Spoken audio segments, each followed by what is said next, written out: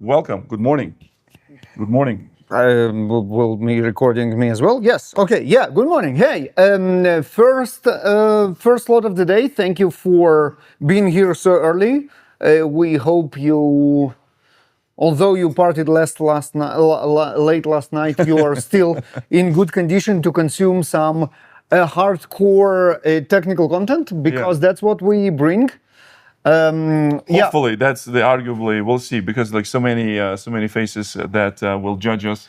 Dan from Spring, like he's here. So Eric from Quarkus and LangChain4j, and always Pratik that will always be judging. So no matter what. Yeah, no matter what. Yes. Yes, exactly. That's another way to put it. Yes.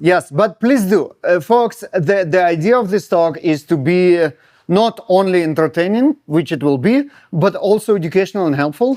So if you see something, say something.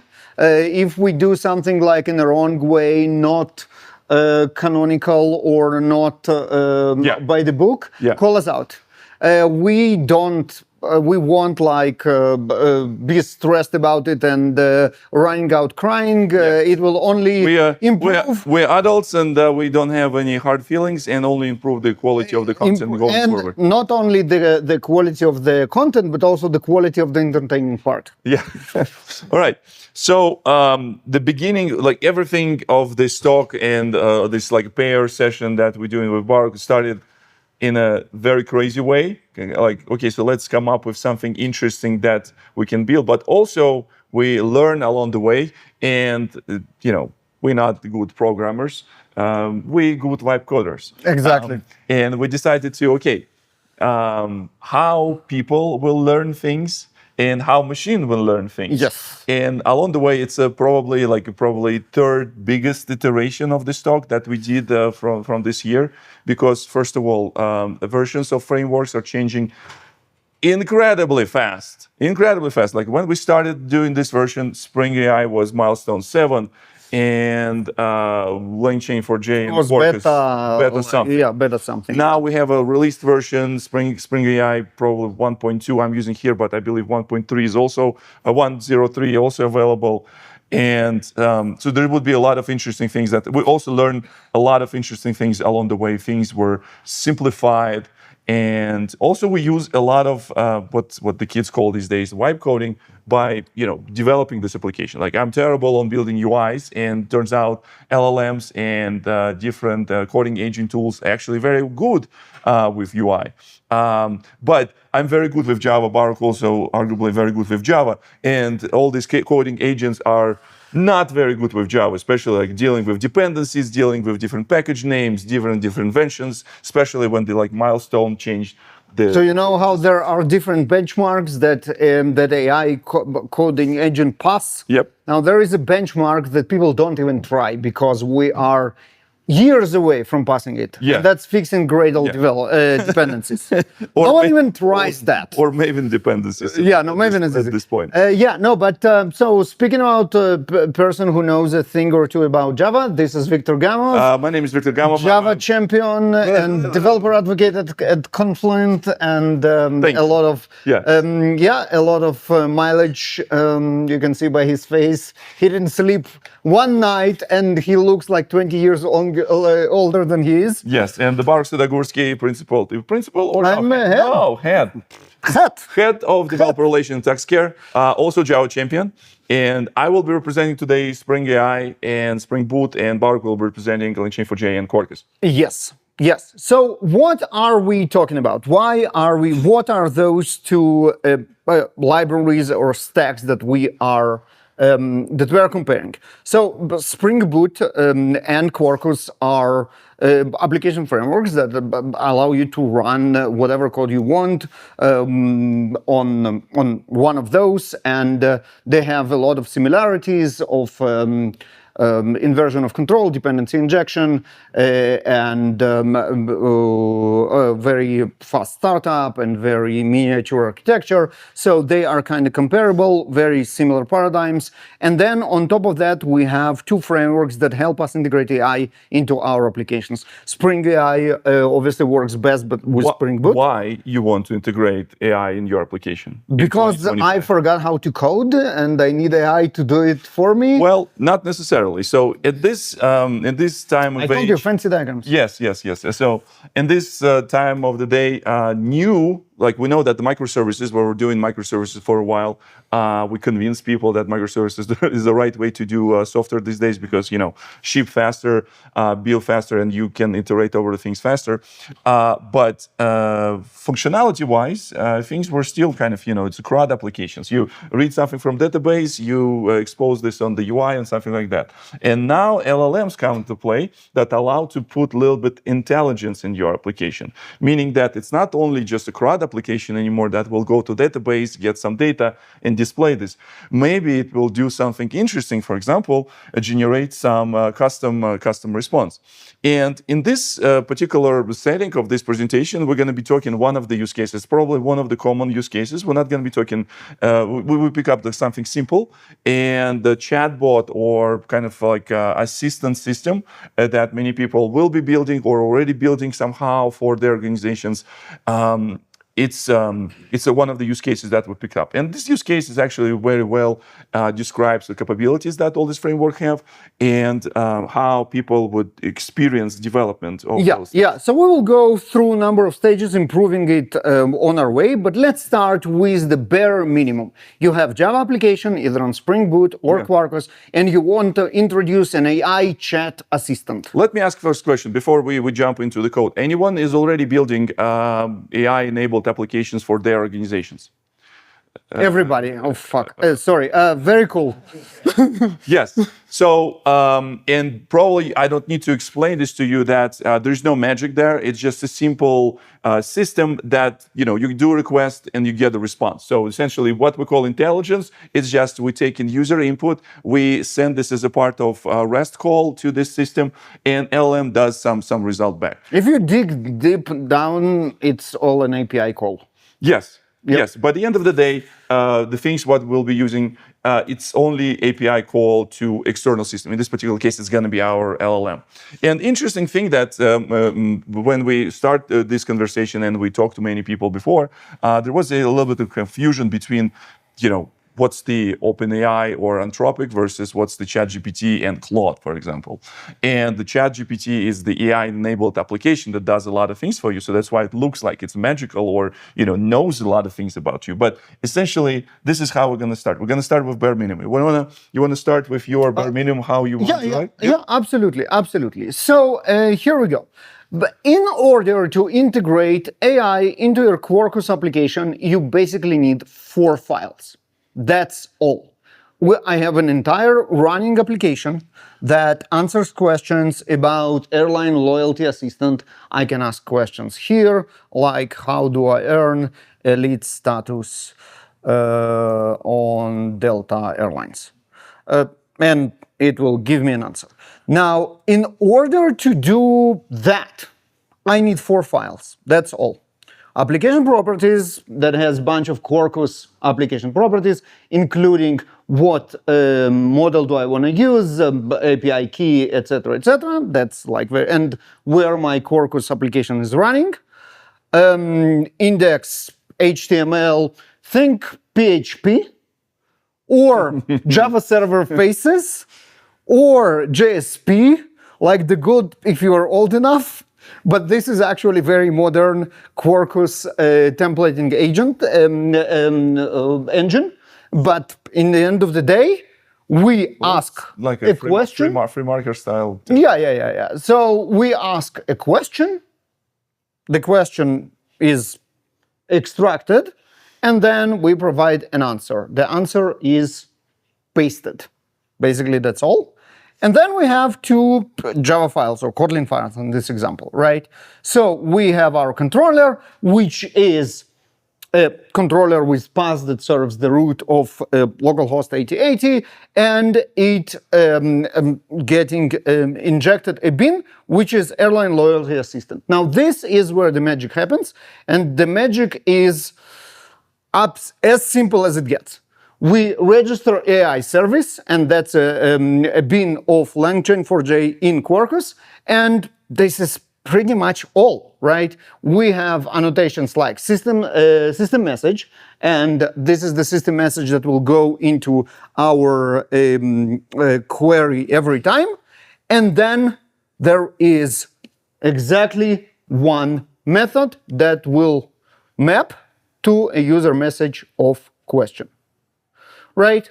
And then when we use this airline assistant in our controller, we will map the question to the question in the template and the answer to the answer in the template, and that's it. There is nothing else. Wait, question to you.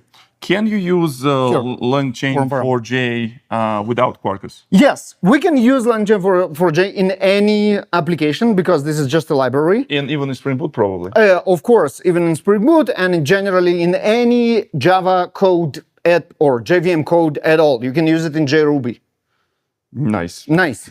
It won't be as minimalistic as this. So Quarkus team did a great job of internalizing a lot of API calling and the scaffolding around LangChain4j into their programming model. So it'll be as simple as that. So this, all you need. It cannot get, well, we'll see if it can get simpler than that. Yes. And here we have some answers. To earn elite status with Delta Airlines, you have 3 options. We're going to talk about how good the answer is in a second. Victor, go for it. Yes. So with where is the one? The things what the Baruch just said, this bin that will take care of the interacting with LLM and getting a result back. So you don't need to do any type of like serialization, deserialization. It's already built in, baked in the programming model. So your program against this like a chat model, essentially. That's what all the systems do. In Spring Boot, it's also quite simple to have. I do have my AI service that also includes system prompt, so I need to include this information. And every time when interacting with LLM, especially in this particular first case, this important to understand that since it's API call, it's this stateless. So there's no way to store the state every time. We're going to talk about it later. Now in Spring AI, we are dependent on the chat model. And this chat model also baked into programming model. With the chat model, we can configure using standard Spring configuration, either YAML or property files or Java configurations. So in this particular case, I use this Spring configuration for OpenAI. So this model or this chat model will be injected in my application and configured by Spring. So I'm using this OpenAI key, and I connect it to this GPT-4 mini model to get the answer. And how to get what we're talking about, the 1K United.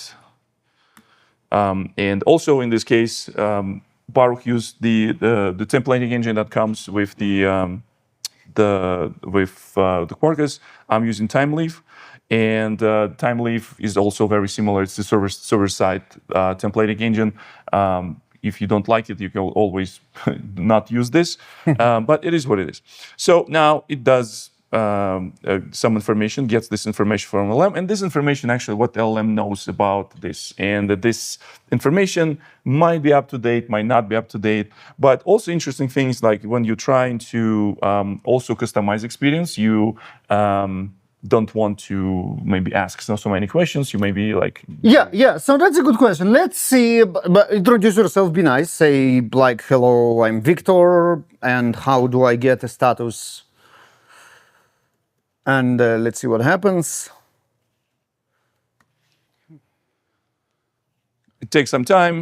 Conference Wi-Fi goes into space. Yeah, okay, perfect. Okay, hi, Victor. It actually knows that this is you. Yeah. And now let's see if Like very it simple remembers, questions. Yeah, it remembers who you are. Say my name. Yeah, say my name, exactly. Yeah, I'm expecting to hear Heisenberg. Yes, sorry, but that's outside my scope. Because it's outside of the scope. Because show the image. We no, show the yeah. image. Yeah, Where's because the in this particular case, my system prompt defined the scope where this response would be, generated from LLM. Yeah, no, but it doesn't work because of this image, right? The whole LLM thing is absolutely stateless. Always, forever stateless. It's one request, one response. Obviously, OpenAI won't maintain sessions for... They might use some of these requests for their own purposes, but this is the story of the different talk. Now, everything else on top of it, all the web applications, desktop applications, IDEs, and everything else that uses AI will store the sessions for you. So now, since we are doing everything from scratch, we need to store this session. So the first thing you want to do to improve our chat is to store the session, to store the conversation. Since we have a chat, we need to have this conversation. What is going to happen is that now, every time we send something to LLM, we take old stuff, the previous context, add the new question, smash them together, and send them all together. Now, you can imagine how fast this is growing. Every back and forth, we're going to tell it again everything we told it and it told to us. All the request and response is going back and forth every time. This is terribly very, very insufficient, but this is how it works. There are ways to optimize it, but we're going to talk about this. But in the end of the day, this is what the story of context, the importance of the context window size, why it matters. The larger request LLM can receive, the more history we can shove into it. This also explains why conversational LLMs like your ChatGPT degrade over time in longer conversation. And this is something that is very unnatural and counterintuitive for us, because when we have a conversation with a person, the longer we converse, the better the quality of conversation is. The other person has more context. But with LLMs start to lose context the more we shove into them, because the context window is limited. Okay, now let's see how we do memory. Yes, let's see how we do memory. Start with me. Okay, perfect. So that's me, right? Yes, it's you. Okay. So this adding memory is adding one parameter to our AI service. If you remember, we have this chat function that gets a question. Now it gets a question and a memory ID. Now, memory ID is string, and the only interesting thing about it is that it's annotated with memory ID. And now it's up to our user, the client of our service, to provide a unique session ID, and everything else is been done for us with Quarkus and LangChain4j. How do we do it here? Absolutely ridiculous. We have one memory ID for the entire application for all the users, because what possibly can go wrong? So we hardcode the string that is called demo application. Obviously, in your production app, you will maintain unique IDs per session, so the memories won't get reused through the entire application for all the users. We don't care. So when we call our chat function, where do we call it? Ask a question. Where is it? Here, right. So when we ask our assistant to chat, on top of the question that we get from the UI, we also pass this memory ID, and that's all. We don't need to maintain any state. All we need to do is have unique IDs for unique users. And even simpler than that. Talk to me. Make your AI server session scoped and get rid of the memory ID, and Quarkus will bind it to a particular user session automatically. Okay. This is nice. Yep, this is even better. Yeah. Yep. And it actually makes sense because then Quarkus maintains session anyway. Yeah. So it kind of, It should yeah. be sessions already built in. So Yeah, so the sessions, stored, yeah. Okay. But yeah, that makes sense. But even this, it's still like one annotation, very cool. And then we have memory active, and let's start again. Hi, I am Bruce. That's my Starbucks name. I don't want to confuse the LLM with. It's going to be confused. It's also your second name. Middle name. Name. Yes. How do I get? It's a short version from Bruce Willis. Yes. Yeah, so you go. Or Bruce Lee. Yeah. The jury's out there. Yeah, okay. Yeah, yeah, Baruch, Bruce Lee, Sudagursky. Exactly. Yes. Or Bruce Willis. I think Willis. Okay. Hi, Bruce. Well, that we already know about that. And now say my name. Hey, look at that. It actually worked, right?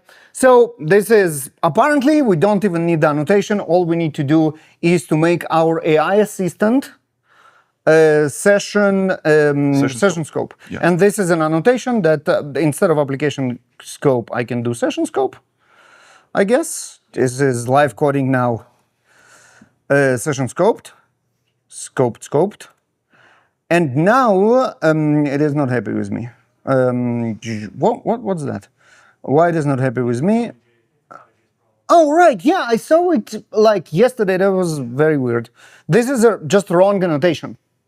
No, it's the right annotation. No, sorry, just it's a wrong inspection.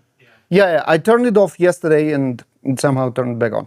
All right, and then you say I don't need memory ID at all? Yeah. Wow. And here I don't need all the memory stuff. So I haven't tried this myself. Okay, we're trying it right now. I mean, what can possibly go wrong? Yeah.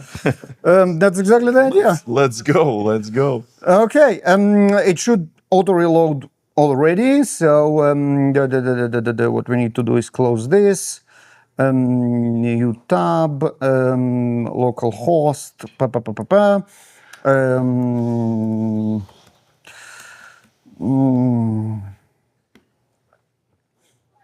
Session scope context was not active when trying to obtain. Okay, we will investigate. Yeah, this is an interesting data point to investigate in future. Yeah, To, definitely, definitely. Implement some Yeah, other. yeah. You have to have the Quarkus undertow extension because that's how it binds these sessions. Okay, now we'll do it later. Yeah, we're going into. Yes, we're going into the weeds. That's where we stop. Yep. So now with, let's see if it actually works. Now in my version of this application, I do have some fancy, the button that says like a conversation active. So I know that. I also had like a. I saw it, yeah. Yeah, come on. You have the brain on top, like a memory name. Yes. Terrible yeah. UX. Hi, I'm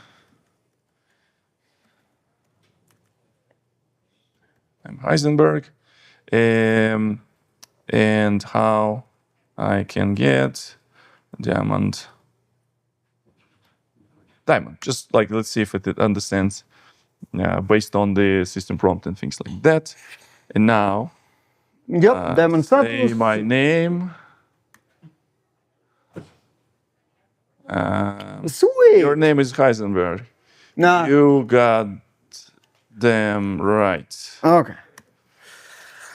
Okay, so it works. So the way how it works in Spring Boot, we are creating a bean that will represent chat memory. And in this particular case, it will hold the max messages for 20 previous messages. And now we're going into very interesting the programming model that all things Spring AI will follow. To define and customize this chat model, there's a concept of advisors. There's some of the internal pipeline that will build, and this prompt before it will have a conversation, and after we'll go through the set of these advisors that we can customize. Some of the advisors come prepackaged. For example, like in that this memory advisor that before submit the prompt, it will construct the prompt with the existing memory. And after that, it will include this into this conversation. What's the maximum capacity? So you said that 20. It really depends on the model that you're talking. On the context window. What's the size of context window? What's the recommended size of context window? Here is just like the size that's for my application that I will store. Also, there is the methods that you can optimize your memory in order to not, go pushing back and forth the same message all the time. About the thing what Mark was saying, the size of the window will grow, but the quality of the conversation will degrade. So there needs to be kind of like garbage collection style. Yeah, compacting mostly, not garbage collection. Yeah. No. There is. The thing is, everything that's done automatically, done by some tool. Yeah. Right. And here is the same. No one is going to do anything for you. The window, the max message is 20, will mean that everything beyond 20 will be thrown away. No recollection, nothing, nada. Now, there are additional tools that will allow you massaging this message history to compact it and then continue going, but automatically, or even the whole store idea it is outside of application scope. Yep. You can store it in file and reload this next time. So there's multiple ways how you can implement this chat memory. There's interface that you can implement, and let me show you. And it's the same idea, conversation ID, that's kind of the session management and all this stuff. Yeah, message window chat message, but I think that you can implement whatever memory if you would like to for your application. Yeah, by the way, compacting is a good item to add to this demo. Like a conversation compaction. Like memory summarizing. Is there something built in LangChain4j? Dan, do you know there's something built in for I asked first. message? But like you're asking about the Quarkus, I'm asking about Spring. Let's do like in parallel. Yeah. Good. You see, that's like feedback while running proper. Excellent. All right.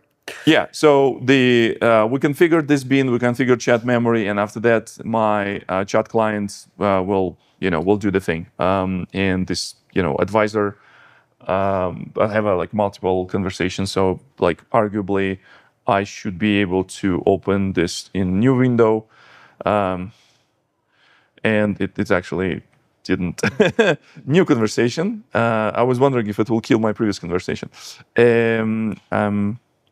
Victor, how I can become 1K.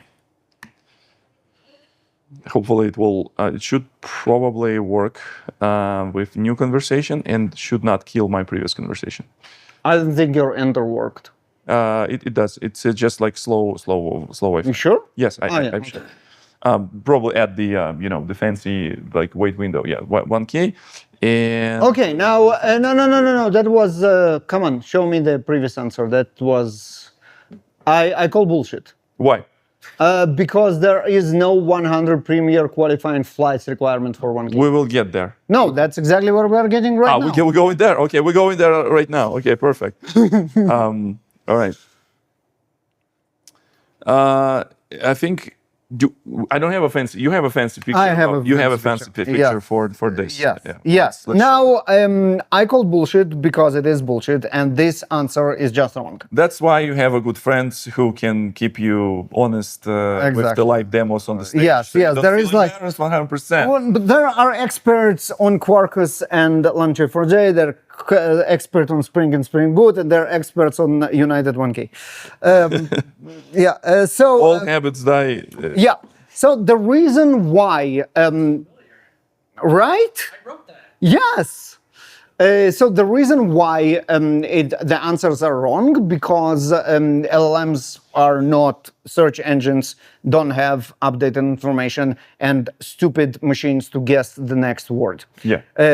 Based on what they learned 20 years ago. When they trained, so usually what P in GPT stands for. I stole this joke from Mark Pollock, 100%. P stands for pre-trained. Pre-trained. Meaning that it not answers to your question based on the current events, but answer your question based on events that it knows during the time Yeah. of training. And they have this concept of cutoff date. Many of you already know this. Who don't know, it's basically amount information from internet was available while they were training this model. There is another problem that model was rewarded for providing answers and penalized for not providing answers. So the model will provide answers even when the model doesn't know the answer, and the answer will be what is known as hallucination. And that's exactly what happened. Now, what we want to do is we want to rely on true information sources.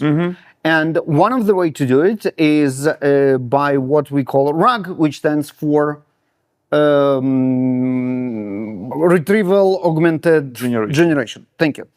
Eric here provided me with this diagram by putting it naively on their website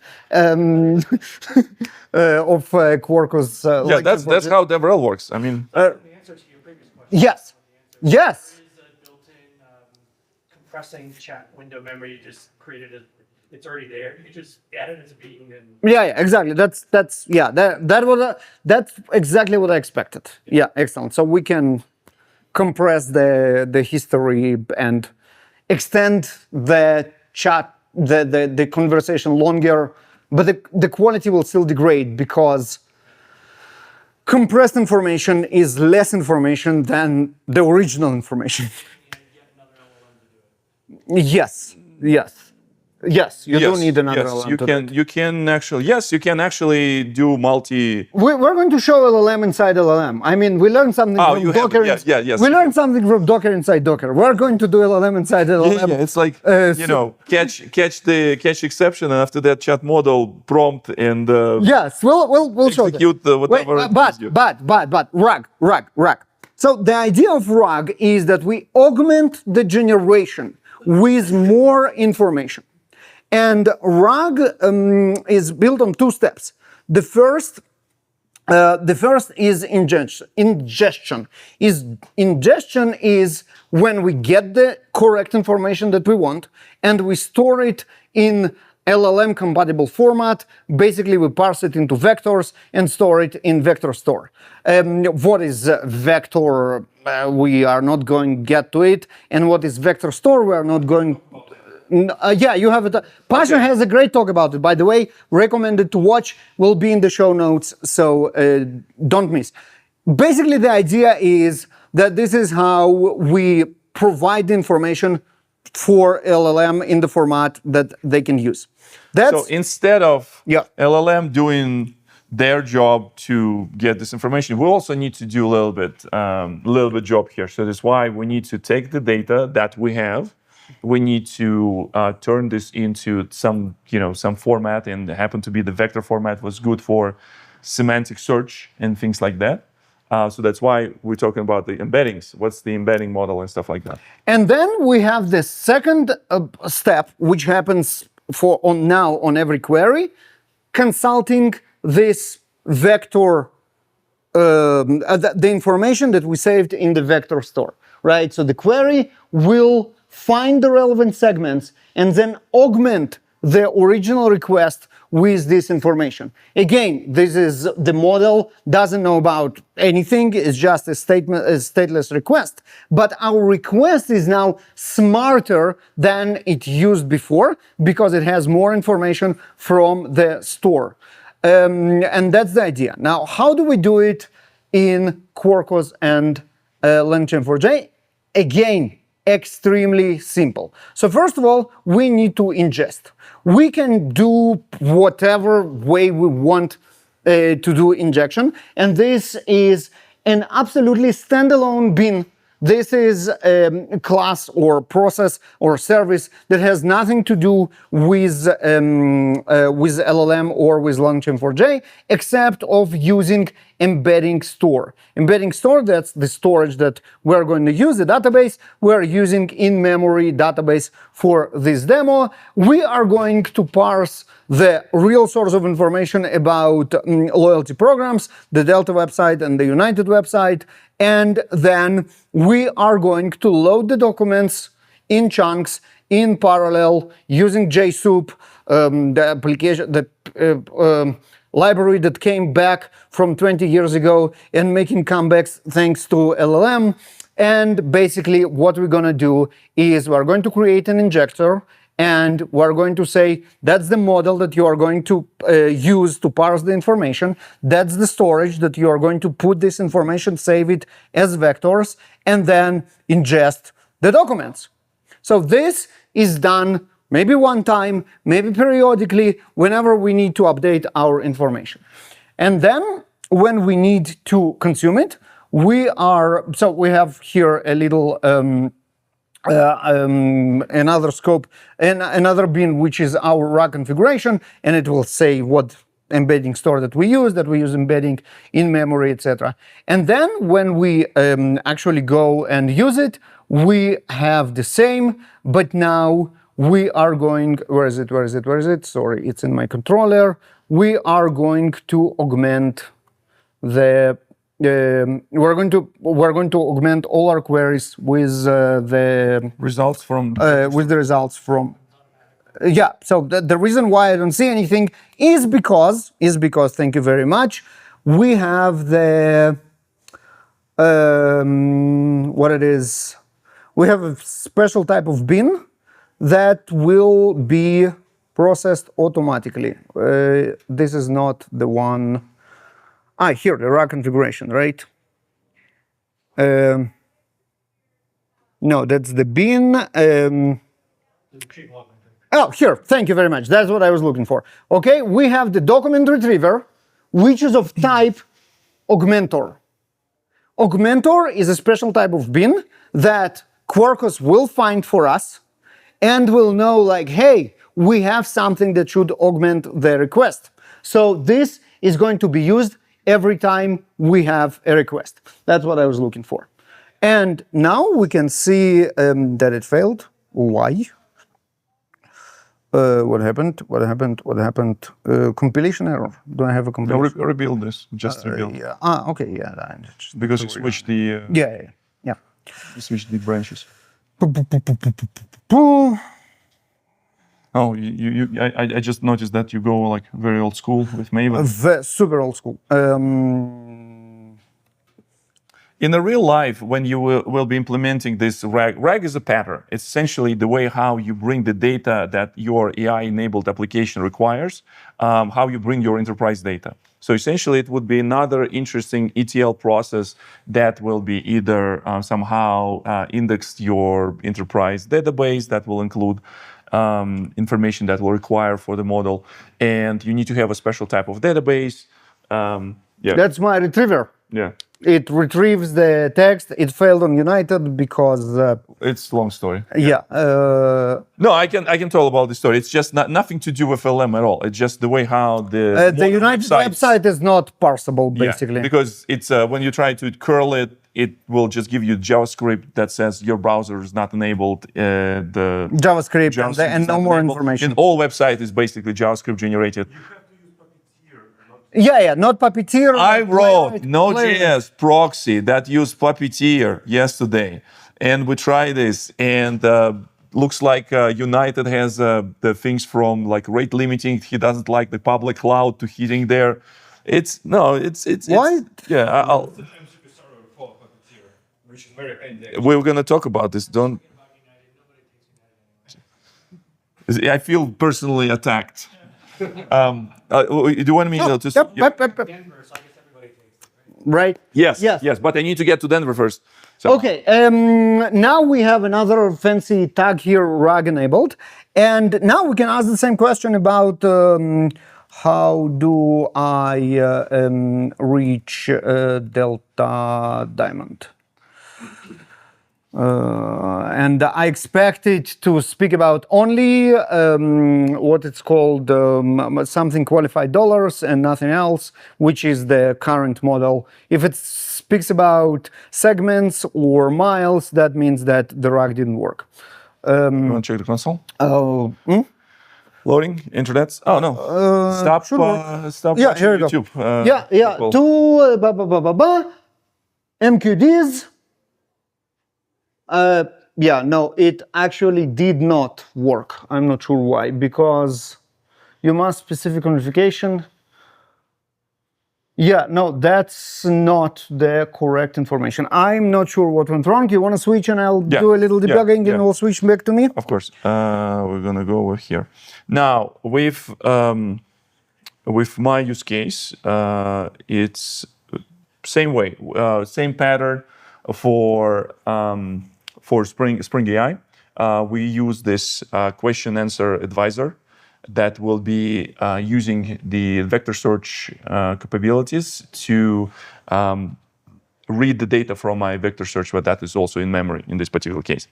The way how it's done, the way how it's implemented, I do have this like vector store that will be using simple vector store that again in memory hash map style. If I go to start.spring.ai, there's plenty of support of different databases where this can be stored: Milvus, Neo4j, PyCon, MongoDB, Azure. So there's tons of things that you don't need to implement. So the things that I started talking earlier, your big enterprise ETL pipeline that will be populated these vector stores will be not depend on what you will be building. You need to just find a way how to consume this data from those vector stores. And after that, so in this particular case, I also rely on where's my documentation load service. I also use JSoup to load these documents into my vector store. And for United, we can talk about this for a second. So when I was trying to do this, it's always timeouted and didn't give a chance for me to do this. So so what I ended up doing, like long story short, I wrote a small proxy that will execute the United website. It will give me something like this. That not look good, but it is. It should give me some information, and at least in the past, it would give me information. And during the startup time, this document fetcher will go to these websites. In this particular case, it will go to Delta, go to United, and get the data from the websites and put this in vector store. And also, in order to demonstrate how this would look like and what this the search would look like. So there's like a small debug console that will talk to this vector store and get some information. For example, if I were talking about diamond, right? And I want to see if the diamond information is available. And no search results here. So with with this system, some configurations also important. In this particular case, similarity threshold. So how the data from my request would be semantically similar from the data what we have in the vector store. I probably need to kind of like lower my expectations and do something like this, similarity threshold 25. So now it will be able to find the chunks of the documents that's stored in my vector store that might be correspond to this the diamond qualification. So Baruch will keep me honest, and in this particular case, it looks like it does use right things. Yes, it's only MQDs that's the correct answer. And also like since we parse it, we know from this data where from the data come from. I can do like view source because it also was baked into this application. If I will try to do something with United 1K, hopefully my RAG was populated. So no, it failed consumption. However, the old good old the text-based copy-paste from United website always works, so I can just go and replace this URL. Say instead of this, it will just simply gets the text into my conversation, quickly restart my Spring Boot application. And it's also an option. Yeah, it's still demo. I'm not a huge fan about RAG. We're going to talk about this. Yeah, so my RAG didn't work, so I'm going to talk about that. Okay.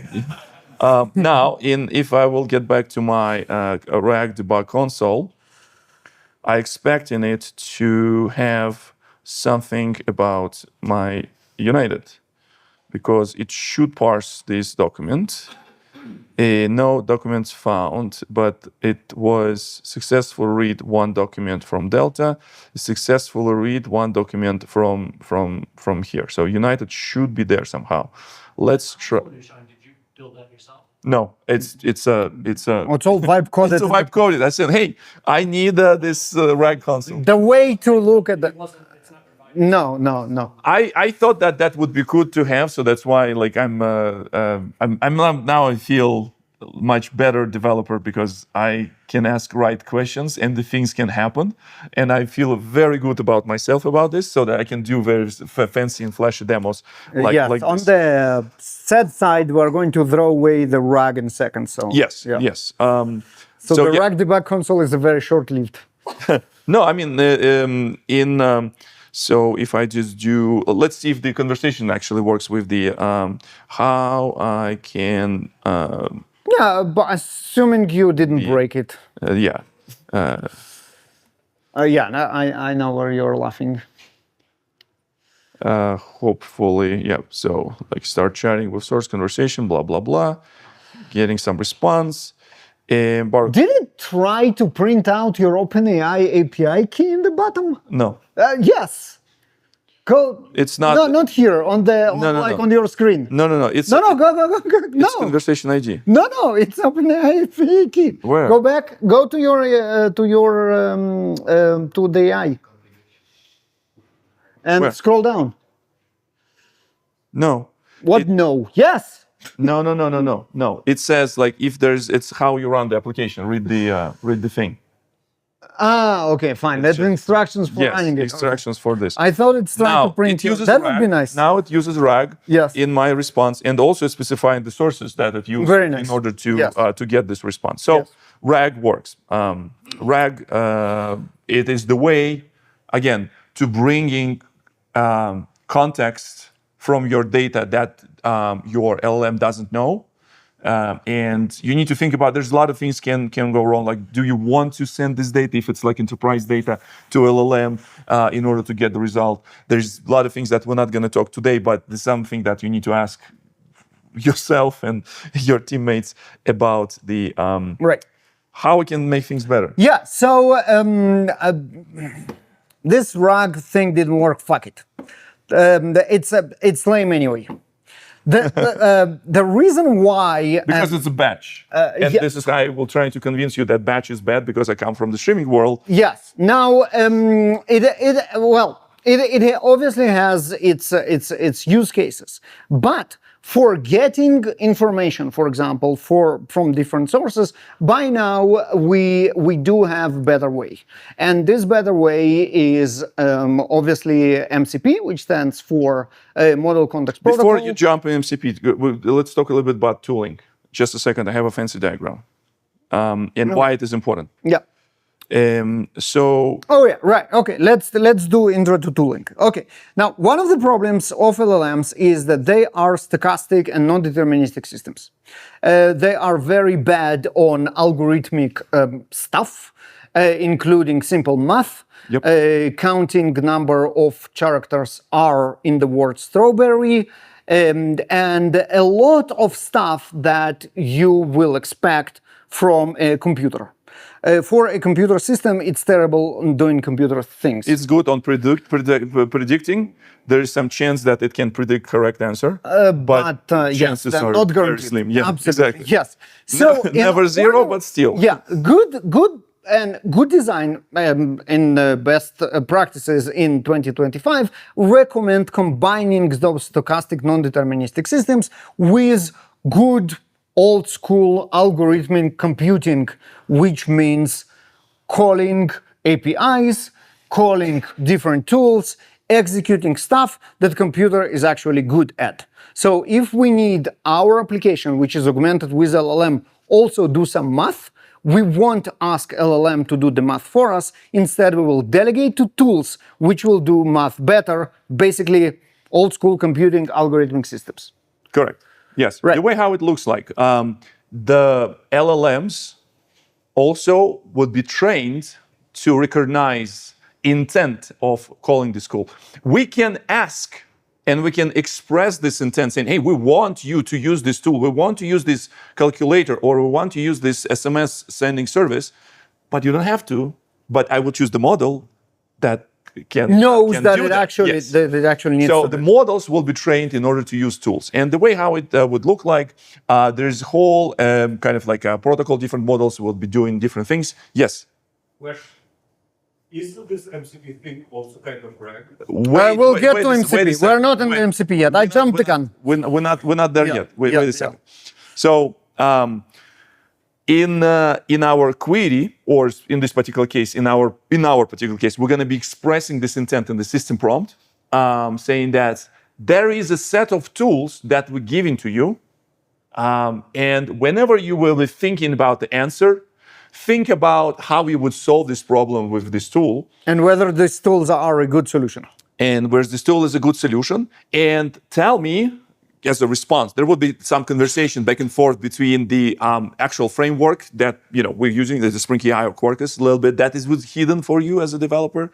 And after that, when the LLM saying, okay, so fine, I call this tool, give me the results, and send this back, so I'll give you proper answer. So this is how it works. So for example, in your use case, you're asking the collecting number of in the word s in word strawberry. We're gonna call good old string.length as a tool. We're saying, hey, we have a fantastic tool for you called you get the string. R-counter. Yes, yes, S counter, and you will get the result back. And it was like, oh, yeah, okay, so you're asking me to count these numbers. I have no idea how to count. I will call this tool.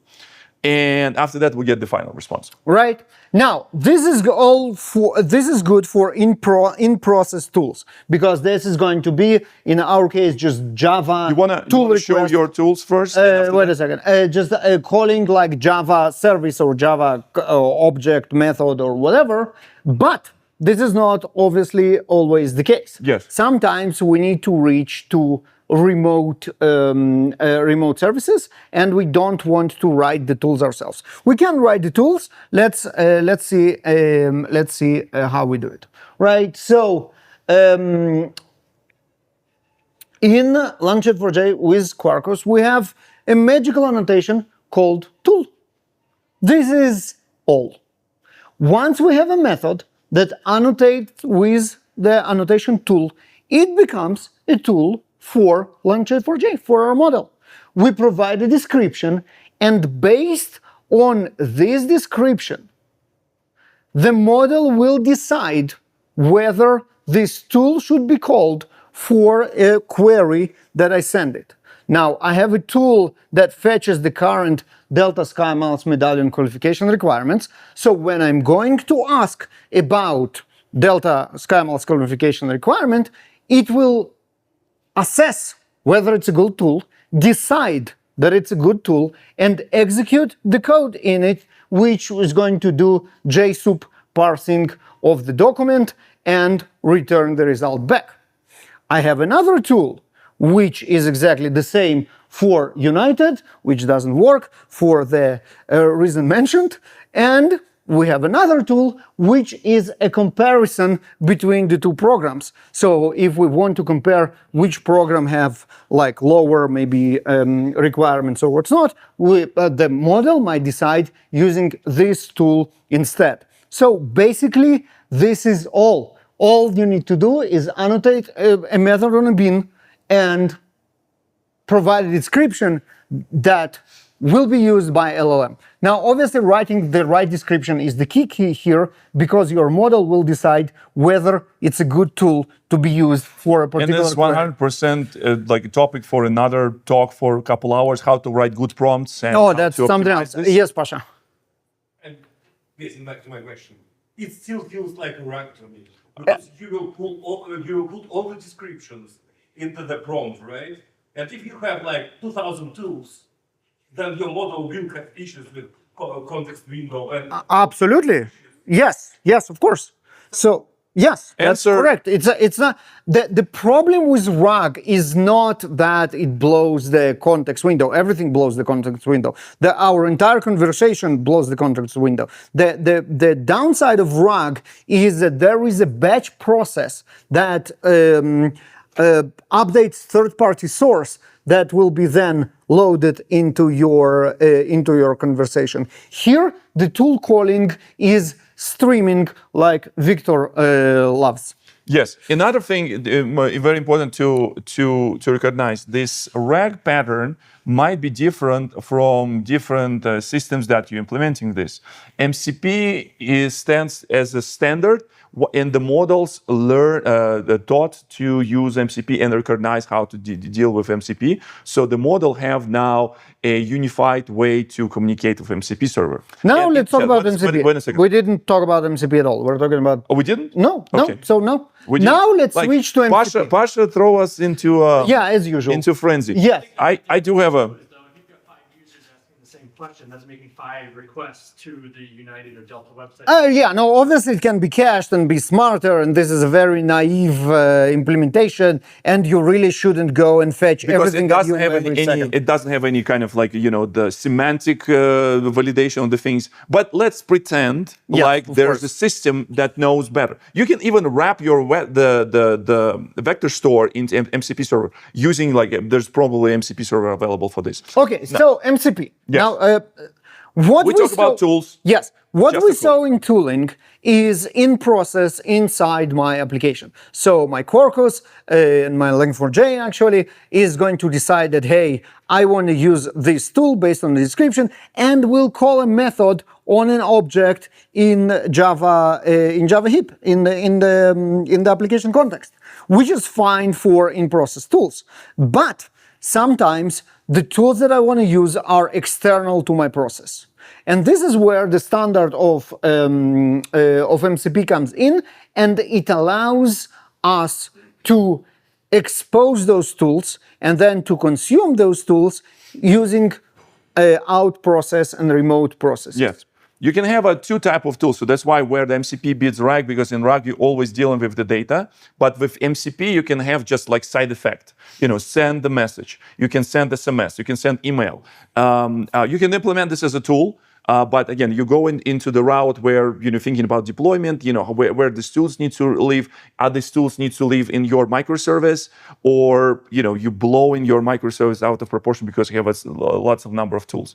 And MCP gives kind of sort of like the solution where you can bring different sources in the standard way. So in this particular case, we have user prompt that either explicitly expressing this intent to using this tool, as sometimes it's the best thing to do, or somehow hints to LLM that we want to use this data from somewhere here. So in this particular case, I have my data, say, in Kafka, and in this case, I can tell this LLM that I want to, as a result of my response from LLM, I want to get the data from Kafka. Now, this tool will be called by my application. So LLM is not calling your MCP. LLM expressing intent that, yeah, cool, just call this MCP server for me, get this data for me, and I will get the response from this. And I would know. It's the same with tooling, right? Yes. The tooling is also, LLM is not calling the tooling, the Yes. framework will call the tooling. Exactly. So in this It's case. it's just remote tooling, basically. Yes. That's exactly what it is. Exactly. Now, the beauty is yes, the beauty of what? Yes, it is RMI. Yes, RMI. it is. It is. It is. Now, the beauty of what Quarkus does with LangChain4j with tooling support is that your tool is your MCP. There is nothing you need to do in order to expose your tools as MCP, but add one configuration, not one, couple of configuration lines that will say how your tools are exposed to the outside world. And here we'll say that they are called using protocol HTTP, and the URL is MCP SSE, and this is all. Once I did that and I built and deployed my application, not only I have my UI, but also all my tools are automatically exposed as MCP. This is extraordinary. I can build an MCP Can you server. show inspector how your tools are looking? Yep. So I have here. So MCP is the standard. There is the open specification. It was proposed by Anthropic, and obviously the Sonnet models that were first to support tooling. Now everyone is joining. OpenAI models also support MCP now, and Anthropic provided with the tooling that allows to you build your MCP servers, and there's like an inspector. You just run this on console. You did this. Just run the history in had console. it. Yeah, I had it. What it was like MPX, this stuff, Yep, right? yep. And just run it, and after that you connect to your Yeah, MCP yeah. server. I thought it was running. So Here it with is. MCP server, there's nothing there. There's no LLM. There's nothing. It's just another RESTful service with freaking Oh, here we go. JSON RPC protocol. That's just like it's just like hurts so bad. Like you mentioned RMI. Probably would be better because like I guess PHP people came in and just like used this the JSON RPC and implemented this. Right. So here it is. My Quarkus app is running. I didn't do anything else. I didn't start any processes. I didn't deploy anything. My Quarkus app is running, but it also exposed our tooling as MCP, and boom, here it is. Those are the 3 tools that we have and the descriptions that are critical for LLM to understand that it needs to delegate to those toolings. This is, I mean, that is just brilliant. Yeah. One of the things that in practice, what we use a lot, and that's why we kind of like swear by MCP, we use this documentation server called Context7. And when we use this in our kind of like a wipe coding, like AI assistant. Come to our next Yes. session. It will be a lot of Context7 promotion there. Yeah. And this is where we get data, fresh data into our application, but also we, some other tools can do some other calling. Right. So you want to show him? Yes. I'm done. I'm good. Yes. Now in the system prompt in the Spring AI, I am adding a small thing saying that use tools to get accurate results. So I'm expressing this intent so LLM would know that, okay, so there would be something, like there should be some tools. Okay, show me those tools. And where's my AI service? In my AI service chat with tool use, I do have, where's the MCP Jazz? No. I wanted to look into different, yes. So in, where's the, yeah, in the same style of defining this, since the Java frameworks, we love our annotations. Annotations allow us to define some of the additional metadata. So in the Spring, we also have add tool annotation that provides a description, what kind of parameters it expects, and the name of the tools and all this information will be shipped with the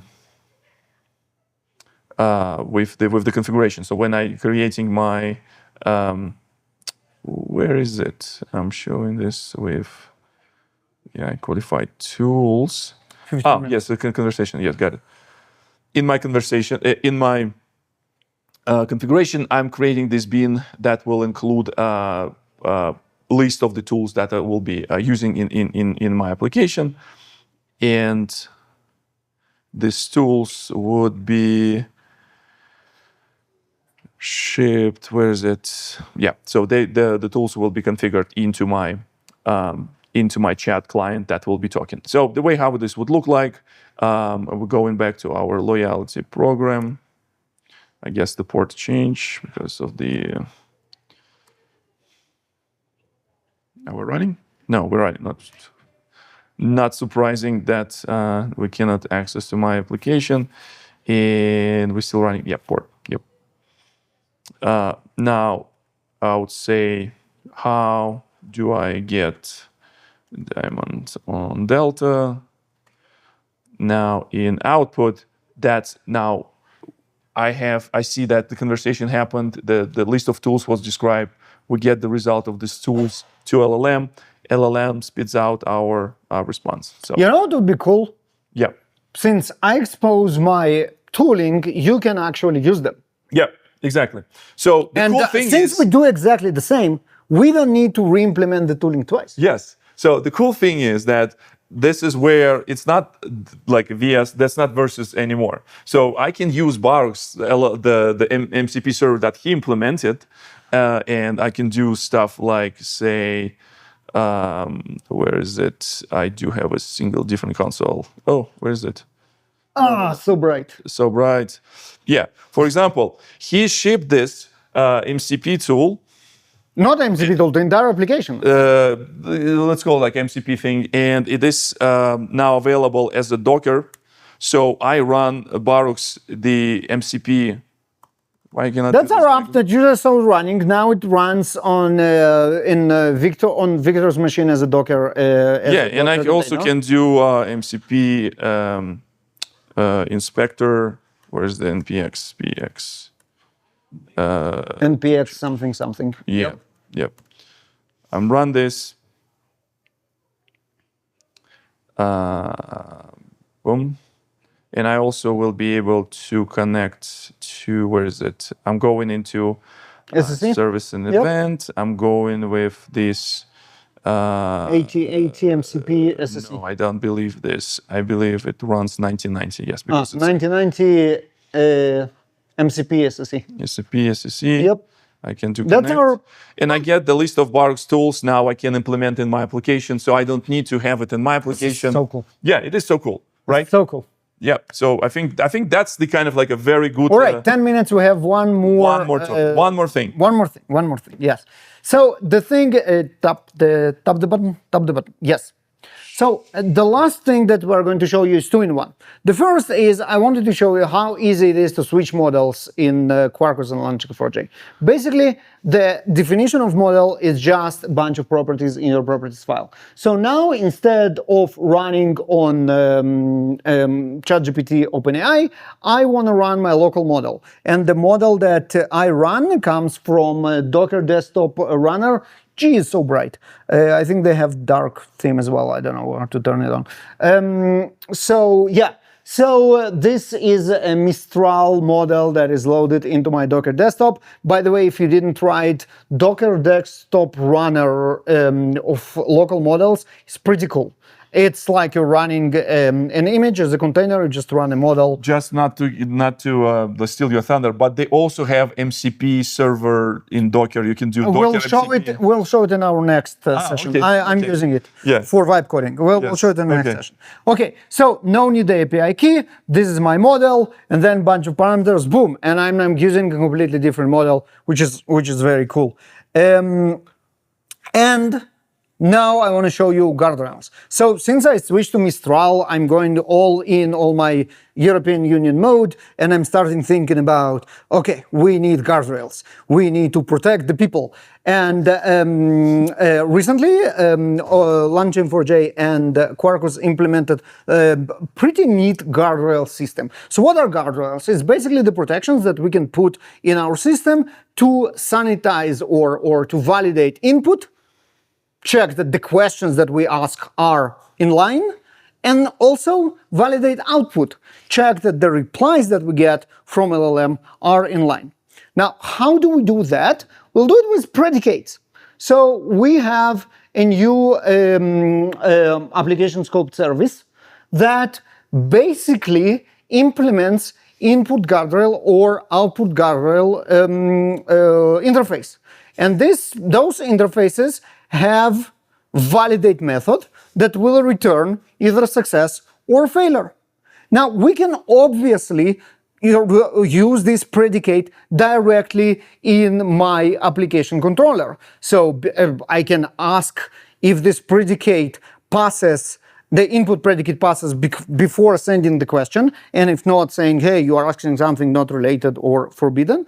And we can use the output after we get the reply, before we display it, ask if it's okay or not. But we can do better. We can actually use the built-in validation that LangChain4j and Quarkus provide us, but just by implementing this interface.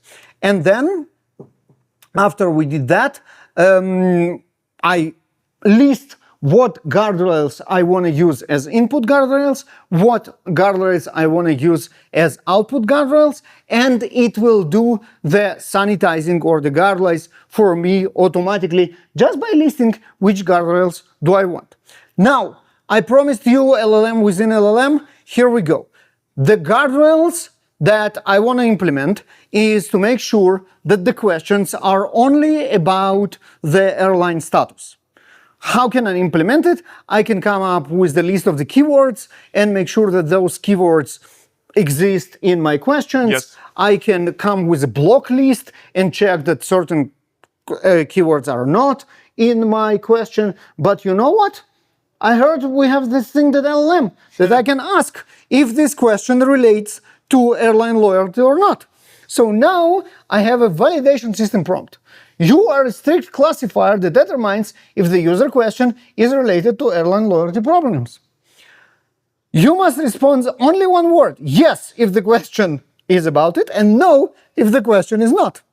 And now, within my predicate, within my validate method, I'm going to use LangChain4j to use the same chat model to ask this question and then evaluate the response. If it starts with yes, then it's a valid question. Otherwise, it's not a valid question. And we can see it running. That's a very good use of the LLMs. Right, right. That, I don't know. I'm not sure. what? The answer would be no. Oh, I'm not sure. No, I don't care. If it's not yes, then it's fails. Okay, so we can check that it works. Yes. Then I can put an output guardrail of this validation input guardrail instead of asking if checking yes or no. I can. Here's the thing. Here's the thing. Here's the thing. I can put an output guardrail that will only accept yes, and otherwise will fail. There's much simpler things to do. You don't need to LLM for this. There is a whole topic, validation schema, because LLMs support structured output, so you can define the schema how LLM needs to reply to you. So in this case, you can have all sorts of validation. But it's so much more fun. Yeah, I know. I sound like a dull person. Yeah, because I came from you the killed world the vibe. Okay, it worked. It allowed me to ask a question about one more diamond. thing about your excitement. Some models already pre-trained with the certain guardrails, and you will not be able to influence by doing this type of jazz. Mistral particular thing you will be able to do because there is some points that allow you to.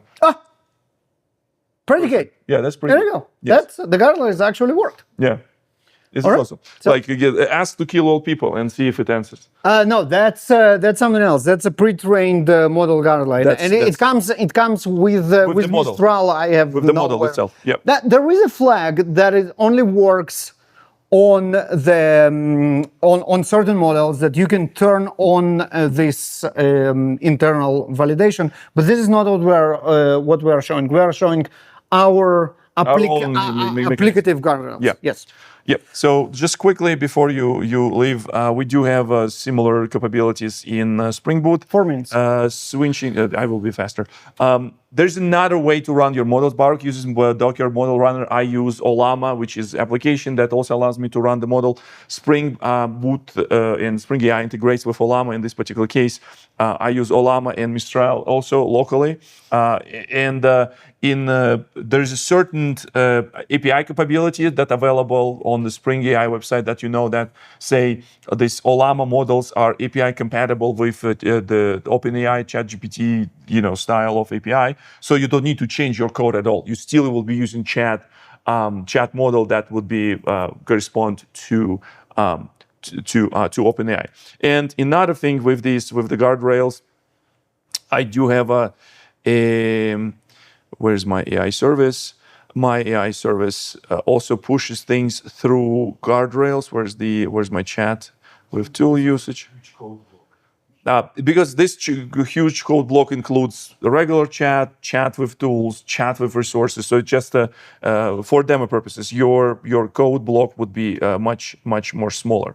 And in this case, the way how it would look like, we can ask stuff like this, and it will. I'm specializing on a loyalty program. Okay, how I can get diamond in Delta. Let's say an output guardrail, and you had a chain of them, and the third one in the chain had to rewrite, basically reprompt the model, and the model gave a new response. That new response that could to thinking? violate first output guardrail. So then you'd have to go back through the whole chain all over again. Is that something that Spring AI will do for you automatically, or would you have to write all that? Here's.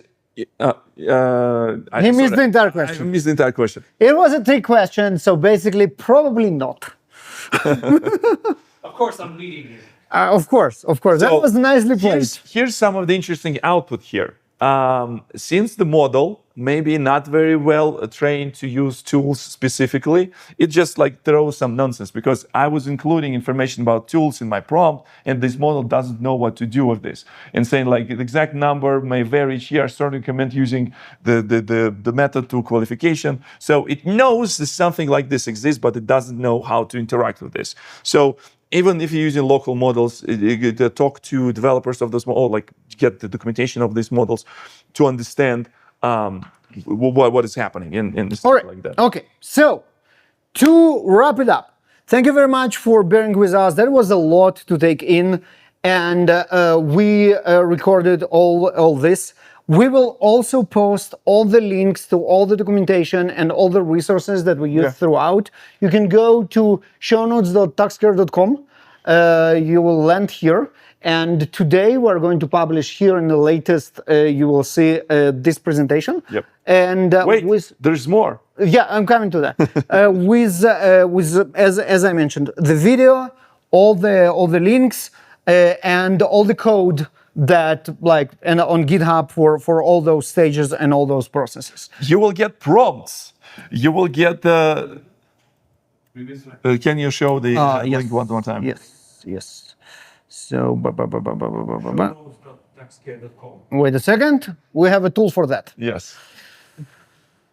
All right. You'll see the prompts. You'll see different configuration for different IDs. But this is the conversation for another talk that is coming. There is later. yes, and there is more. I don't know what's gonna. Is your Wi-Fi any better? I have no idea. But you already have the site open. So go to schedule, agenda, schedule, loading. Because my Wi-Fi is just completely dead. Yep. Here we go. Switch to you. HDMI 1. Yeah, you can. This. Yeah. Yes. Okay. So we are right here. In just a couple of hours, you will get even crazier talk that will be vibe coded live on stage through the entire 75 minutes. We don't have a working code as of right now. Yes. And it was intentional. No, we won't have it until we actually do it with you. That would be showcasing some of the coding tools that we have today. We will show stuff like JetBrains Juni. We will show stuff like Windsurf, VS Code, maybe with Copilot Agent. So yeah, do not miss. We'll see you all back in just a couple of hours. Yeah. And with this is Mark Studagurski. This is Viktor Gamov. And as always, have a nice day. Thank you.